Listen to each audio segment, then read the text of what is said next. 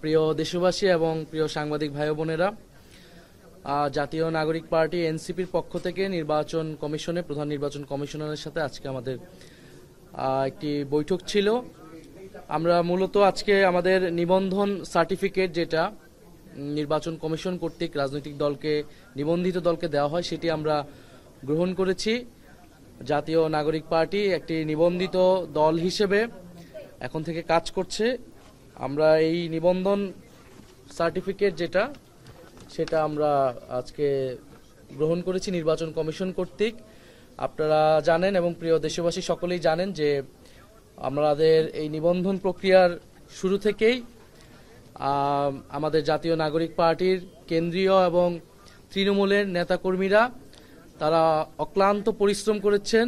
অত্যন্ত কম সময়ে তারা এই সকল শর্ত, নির্বাচন কমিশনের সকল শর্ত আমরা পূরণ করেছি।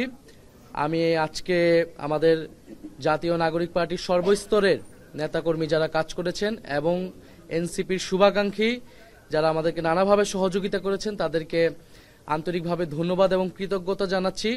নির্বাচন কমিশনকেও আমরা কৃতজ্ঞতা জানাচ্ছি এবং আপনারা যারা আমাদেরকে কভারেজ দিয়েছেন, মিডিয়া কর্মী ভাই বোনেরা, আপনাদেরকে আমরা ধন্যবাদ জানাচ্ছি।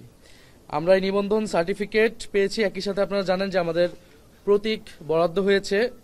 অনেক চড়াই উতরাইয়ের পরে আমরা একটা প্রতীক পেয়েছি এবং এই প্রতীকটি হচ্ছে শাপলা কলি প্রতীক।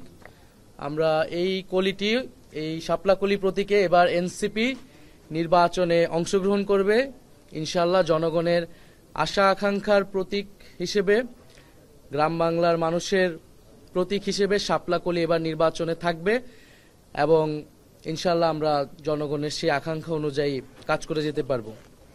আমরা নির্বাচন কমিশনের সাথে আরো কয়েকটি বিষয়ে কথা বলেছি। বিশেষত এই নির্বাচন কমিশন সংস্কার প্রস্তাবনা অনুযায়ী আপনারা জানেন যে আরপিওতে পরিবর্তন এনেছে, যে প্রত্যেকটা দল তাদের স্ব প্রতীকে নির্বাচনে অংশগ্রহণ করতে হবে এবং আমরা এনসিপির পক্ষ থেকে এই সংস্কার প্রস্তাবনাকে সাধুবাদ জানিয়েছি এবং আমরা মনে করেছি যে বাংলাদেশে বহুদলীয় গণতন্ত্রের চর্চার জন্য এই নিয়মটি প্রয়োজন। প্রত্যেকটা দলকে তার নিজস্ব প্রতীকে, নিজস্ব মার্কায়, নিজস্ব আদর্শে রাজনীতি করা উচিত। কোনো দলের সাথে জোট বা সমঝোতা হলেও তার প্রতীক আলাদা হওয়া উচিত। কিন্তু আমরা দেখে আসছি যে সরকারকে এবং নির্বাচন কমিশনকে এবং বিভিন্ন প্রতিষ্ঠানকে চাপ প্রয়োগ করা হয়েছে একটি দলের পক্ষ থেকে, যাতে এই আইনটি, এই সংস্কার প্রস্তাবনাটি বাতিল করা হয় এবং যাতে জোটের সঙ্গীরা, অন্য দলের সঙ্গীরা এক মার্কায় নির্বাচন করতে পারে। আমরা এটার বিরোধিতা জানিয়েছি, এখনো জানাচ্ছি এবং আমরা গতকাল দেখেছি যে আদালতে এটা একটা রিটও হয়েছে একটা সেই দলের জোট সঙ্গে আরেকটি দলের পক্ষ থেকে। আদালতকে, যেহেতু রাজনৈতিক মাঠে এবং সরকারের কাছ থেকেও এটি আদায় করা সম্ভব হয়নি, এখন আদালতের মাধ্যমে, আদালতকে ব্যবহার করে এই সংস্কার প্রস্তাবনাটি বাতিলের চেষ্টা করা হচ্ছে। আমরা নির্বাচন কমিশনকে বলেছি, প্রধান নির্বাচন কমিশনারকে বলেছি যাতে এই বিষয়ে নির্বাচন কমিশনের পক্ষ থেকেও স্ট্রং মেসেজ দেওয়া হয় এবং আইনগতভাবে যাতে তারা এই বিষয়টা ফাইট করে এবং সংস্কারের পক্ষে যাতে থাকে। এবং জাতীয় নাগরিক পার্টির পক্ষ থেকে আমরা আইনগতভাবে এই বিষয়ে, এই সংস্কারের পক্ষে কাজ করে যাব। ডিজাইন, এলিগেন্স, বিউটি, সেরা পণ্য সবার জন্য জেভিকো। দ্বিতীয় আরেকটি বিষয় হচ্ছে যে আমরা বলেছি যে হলফনামায় যে প্রার্থীরা যেই তথ্য নির্বাচন কমিশনকে দিয়ে থাকবে, সেই তথ্য যাতে নির্বাচন কমিশন যাচাই বাছাই করে এবং সেই তথ্যে যদি ভুল থাকে নির্বাচন কমিশনের পক্ষ থেকে যাতে ব্যবস্থা নেওয়া হয়। এছাড়াও নির্বাচন কমিশন কর্তৃক যে আইন, সেই আইন যাতে সবার জন্য সমানভাবে প্রয়োগ হয়। বিশেষত অর্থ ব্যয়ের বিষয়টা আপনারা জানেন, নির্বাচনের সময় বাংলাদেশের নির্বাচন সংস্কৃতিতে কালো টাকার ছড়াছড়ি থাকে এবং যেই অর্থ নির্ধারিত থাকে তার থেকেও অনেক বেশি অর্থ তারা ব্যয় করে। সেই বিষয়ে যাতে নির্বাচন কমিশন কঠোর অবস্থান গ্রহণ করে এবং আইন ভঙ্গকারীদের যাতে ব্যবস্থা নেয়। আমরা চাই এবারের নির্বাচন একটি সুষ্ঠু, নিরপেক্ষ নির্বাচন হবে এবং যেখানে প্রার্থীরা তারাও স্বচ্ছতার সহিত নির্বাচনে অংশগ্রহণ করবেন।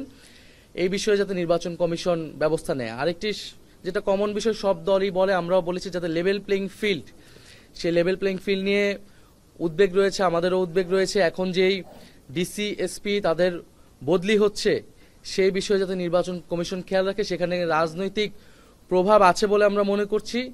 এ বিষয়ে নির্বাচন কমিশন যাতে ব্যবস্থা গ্রহণ করে এবং এখানে যাতে নিরপেক্ষ লোকরাই নিযুক্ত হয়, কারণ আমরা যদি রাজনৈতিক প্রভাব এই বদলিগুলোর ক্ষেত্রে, নিয়োগের ক্ষেত্রে থাকে, তাহলে নির্বাচনে কিন্তু এটা প্রভাব বিস্তার করবে।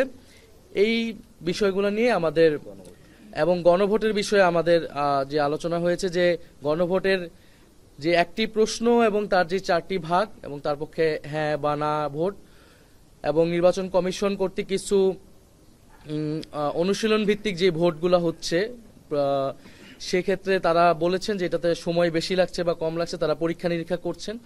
আমরা বলেছি যাতে এটা যাতে সঠিকভাবে প্রচার করা হয়, কারণ এটা যদি প্রথম থেকেই প্রচারণা না করা হয় তাহলে জনগণের কাছে কিন্তু এই তথ্যটি পৌঁছাবে না।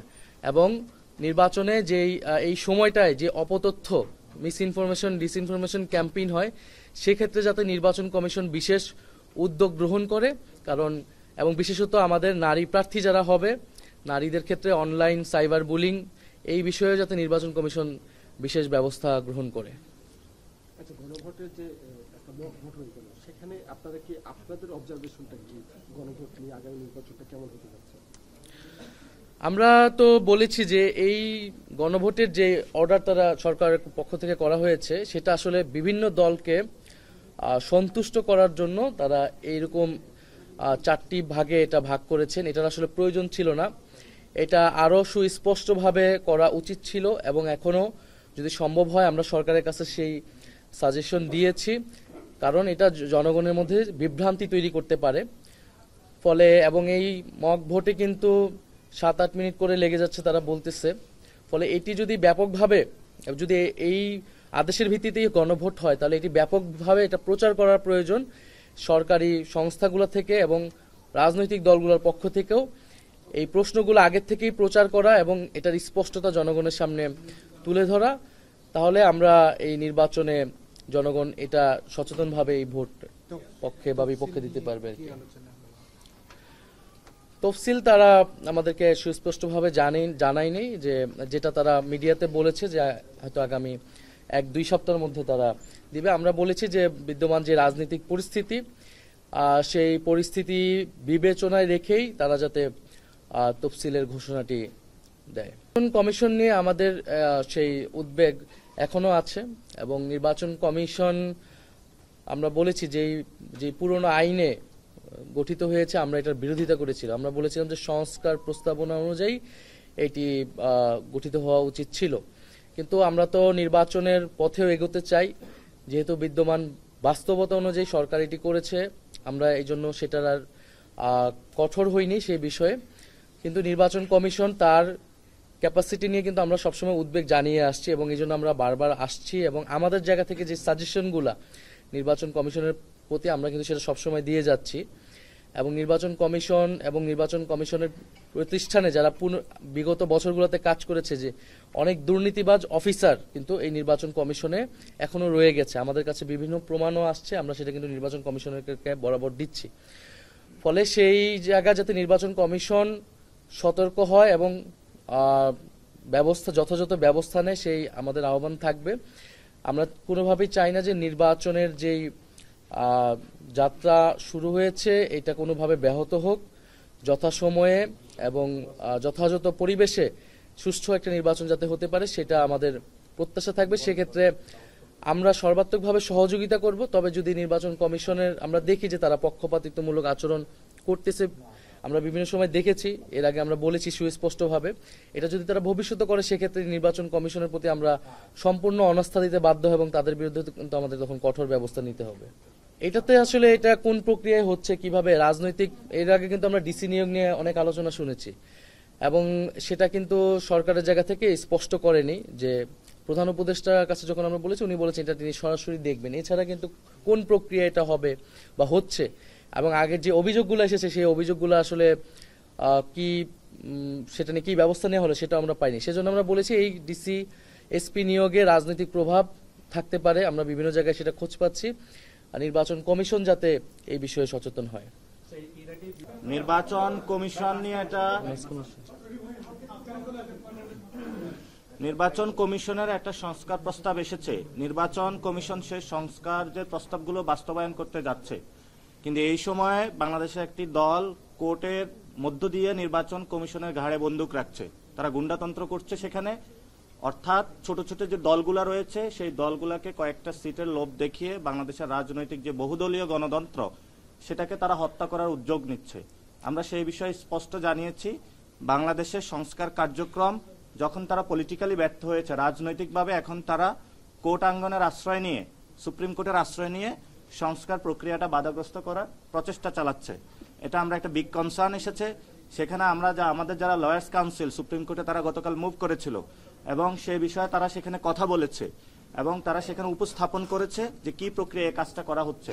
আমরা আজকে প্রধান নির্বাচন কমিশনারকে বলেছি যে কোর্ট পাড়া গুন্ডাতন্ত্র চলছে এবং সেখানে কোর্টের গাড়ে বন্দুক রেখে নির্বাচন কমিশনকে একটি বাধ্য করার ষড়যন্ত্র চলছে, যে ছোট ছোট যে পার্টিগুলো রয়েছে সেগুলোকে পকেটস্থ করা, বহুদলীয় যে গণতন্ত্র রয়েছে সেটাকে হত্যা করার। আমরা বাংলাদেশে গণতন্ত্র প্রক্রিয়াকে এগিয়ে নিতে চাই, বহুদলীয় গণতন্ত্রে আমরা সুস্পষ্ট করতে চাই এবং শত শত ফুল আমরা ফুটতে দিতে চাই। আমরা একটি ফুলকে চাই না, শত ফুল নিয়ে আমরা বসবাস করতে চাই সমাজে। এটা নিয়ে আজকে আমাদের বিস্তর কথাবার্তা হয়েছে। আরেকটি হলো যে গণভোটের মানুষ ওই যে যখন এটা পড়াকালীন সময়টা একটু বেশি যাচ্ছে এবং মক টেস্টে যেটা আমাদের এক্সপিরিয়েন্স এসেছে, যারা শিক্ষিত মানুষ তারা কিন্তু 4টা প্রশ্নই পড়তেছে এবং শেষে হ্যাঁ বা না তারা উত্তরে যাচ্ছে। আমরা সেখানে বলেছিলাম যে এটা যদি একটা লিডিং কোশ্চেনে হয়ে জুলাই সনদের আপনি কি সমর্থন করেন নাকি করেন না, তাহলে হ্যাঁ বা না। যেমন হলো আপনি যদি ধানের প্রতীকে সিল মারেন বা দাড়িপাল্লায় মারেন বা আপনি শাপলাকলিতে মারেন, এটার ম্যানিফেস্টোটা কিন্তু আলাদা থাকে। এখন আপনি যদি প্রতীকের সাথে অনেকগুলা ম্যানিফেস্টো যোগ করে দেন 31 দফা, তাহলে একটা ভোটার গিয়ে 31 দফা পড়বে, জাতীয় নাগরিক পার্টির ইশতেহার পড়বে, তারপরে কি ভোট দিবে? তো এই আমাদের যে মক ভোটিং সিস্টেম সেটাতে হলো গণভোটের প্রক্রিয়াটা এমন করে জটিল করে তোলা হয়েছে। এই জন্য হলো পুরো বাংলাদেশে তারা চিন্তাও করছে যে টাইমিংটা 1 আওয়ার এক্সপ্যান্ড করার জন্য। তো আমরা সেখানে বলেছিলাম যে আপনি যদি লিডিং কোশ্চেনে এটা দেন, জুলাই সনদে হ্যাঁ বা না বলুন, তাহলে এটা ইজি করার জন্য। এবং তারা বলেছে যে এটাতে সাংস্কৃতিক যে মন্ত্রণালয় রয়েছে তারা সেটাকে অনবোর্ড করতেছে এবং আমাদের যে তথ্য মন্ত্রণালয়। কিন্তু আমরা বলেছি যে আপনি 2টা মন্ত্রণালয় দিয়ে শুধু পারবেন না, জনগণকে এটার মধ্যে বড় আকারে অ্যাক্টিভ তাদের পার্টিসিপেশন লাগবে এবং সেই অ্যাক্টিভ পার্টিসিপেশনের জায়গায় আমরা সর্বোচ্চ সহযোগিতা করতে প্রস্তুত রয়েছি, যেহেতু একটা আমাদের নতুন একটি যুগে আমরা পদার্পণ করতে যাচ্ছি। এবং আমাদের তফসিল নিয়েও কথাবার্তা হয়েছে। তফসিলে আমরা বলেছিলাম যে রাজনৈতিক স্থিতিশীলতা যদি আপনি জায়গা যখন আসবে তখন যদি তফসিলটা দেওয়া হয় তখন কাজটা অনেক ইজি হবে। তাহলে আপনি একবার তফসিল দিলেন, আমাদের যে গণতন্ত্রের আপোষের নেত্রী উনি খালেদা জিয়া উনি হলো অসুস্থ রয়েছেন। সো ফলত আমাদের এখানে বাংলাদেশের পলিটিক্যাল যে এরিনা রয়েছে সেটা হলো একটা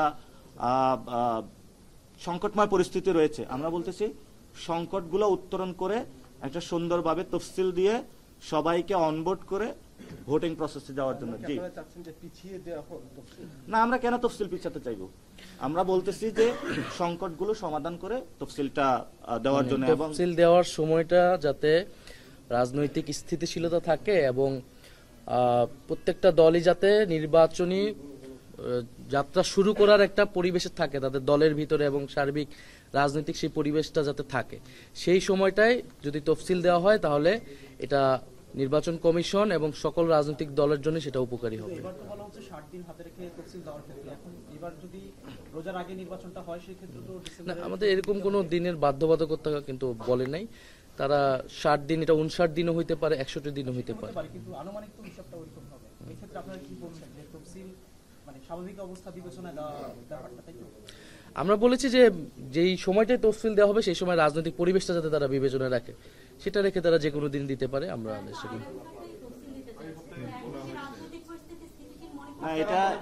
এটা জিয়াউর রহমানের যে আমল ছিল, উনি যখন হ্যাঁ বা না ভোট নির্বাচন করেছিল, আপনারা কেউ জানেন কতজনে তফসিল হয়েছিল, মানে কতদিন পূর্বে? আমি যদি ভুল না করি, আমি শেষ করি, 36 দিন এমন করে। তো ওনারা বলেছিল যে আমাদের যারা প্রবাসী ভোটার রয়েছে ওইখানে ব্যালটটা পাঠানো এবং নেওয়া আসা একটা সময় সাপেক্ষ ব্যাপার, এই জন্য ওনারা দ্রুতই তফসিলটা দিতে চাচ্ছে। সাথে সাথে আমরা বলছি পলিটিক্যাল যে সংকটময় পরিস্থিতি এটা কনসিডারেশনে রাখার জন্য, যাতে আপনি একটা প্যাকেজে এসে সবাই মিলে আমরা ইলেকশন ফেজটাতে ঢুকতে পারি।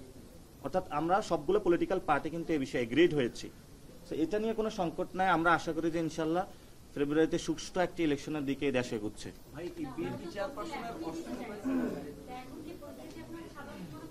না, এটা তো আমরা বলেছি যে আপনার খালেদা জিয়া আমাদের যিনি রয়েছেন উনি অসুস্থ রয়েছেন, তারপরে আমাদের দেশের যে পরিস্থিতি এই পরিস্থিতিগুলো যাতে সবাই সাথে কথা বলে জেনে সবাইকে অনবোর্ড করে এই জিনিসটা করার জন্য সেটা বলেছি।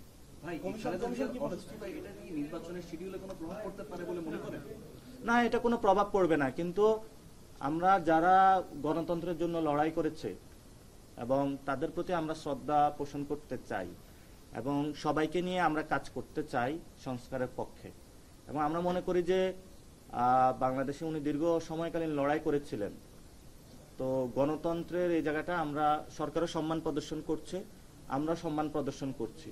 বেগম জিয়ার প্রতি সবার আবেগ অনুভূতি এটা বিএনপি কেন্দ্রিক নয়, এটা হলো বাংলাদেশের উনি। ঠিক আছে। আর আপনারা যেহেতু আজকে মূল আমাদের যেটা ছিল সেটা তো আমরা আজকে, আপনারা একটু ছবি নিয়ে রাখবেন। আমরা বাইরে এখানে দাঁড়া একটা ছবি দেখি।